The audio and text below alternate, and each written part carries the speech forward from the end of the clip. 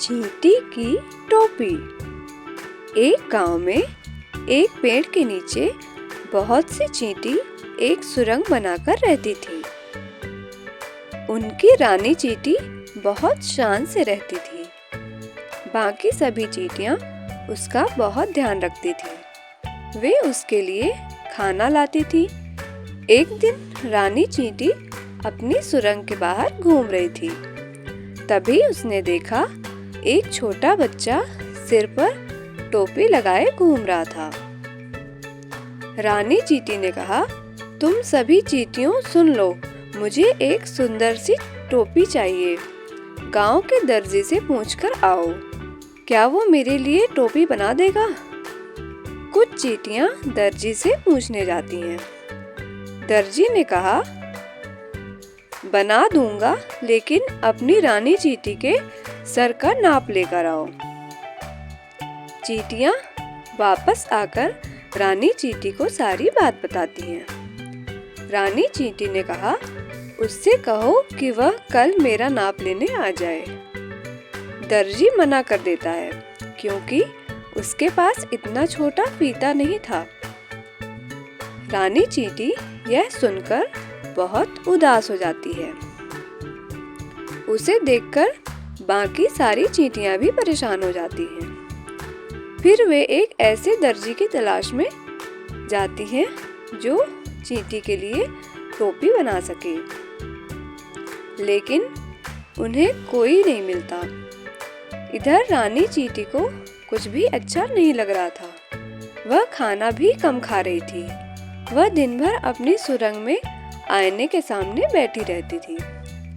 रानी चींटी ने कहा, काश कोई मेरे लिए सुंदर सी टोपी बना दे।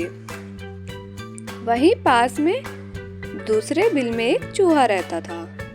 वह रानी चींटी की बात सुन लेता है। चूहा उसके पास जाता है और रानी चींटी से कहता है, बहन चिंता मत करो, मेरी पत्नी तुम्हारे लिए टोपी बना देगी। यह सुनकर रानी चींटी बहुत खुश हो जाती है। इधर चूहा अपनी चूहिया से इस बारे में बात करता है।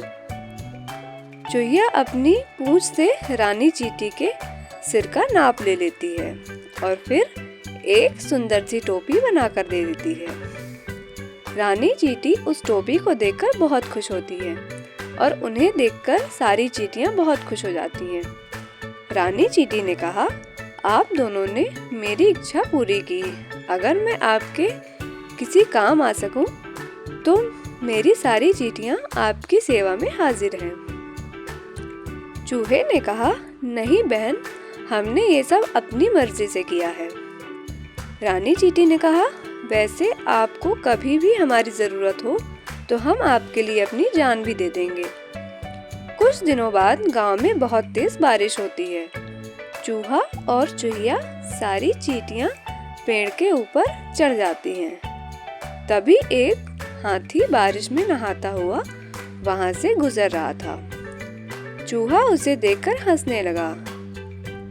उस हाथी को लगा कि ये मेरा मजाक उड़ा रहा है। उसने पेड़ में जोरदार टक्कर मारी, जिससे चूहा और चूहिया नीचे गिर गए। दूर से चींटियां ये सब देख रही थीं। हाथी जैसे ही अपने पैरों के नीचे उन्हें कुचलने के लिए आगे बढ़ा, कुछ चींटियां हाथी की सूंड में घुस गईं और इधर उधर काटने लगी। हाथी सब कुछ भूलकर सूंड को इधर उधर हिलाने लगा। इसी बीच मौका पाकर चूहा और चूहिया वहां से भाग जाते हैं और छिपकर उसी पेड़ पर बैठ जाते हैं। हाथी की सूंड में से चींटियां निकलकर जल्दी से पेड़ पर चढ़ जाती है। हाथी जब देखता है कि चूहा चूहिया भाग गए, तो वह इधर उधर ढूंढने लगता है और कुछ देर बाद वापस जंगल में चला जाता है। चूहे ने कहा, आपका बहुत बहुत धन्यवाद। अगर आप हमारी मदद नहीं करते तो आज हम दोनों मर चुके होते। रानी चींटी ने कहा, आपने भी तो मेरे लिए बहुत कुछ किया है। इस तरह से चूहा, चूहिया और चींटियां मिलकर रहने लगते हैं। अगर आप इस तरह की और भी कहानियां सुनना चाहते हैं तो प्लीज इस चैनल को सब्सक्राइब करें। धन्यवाद।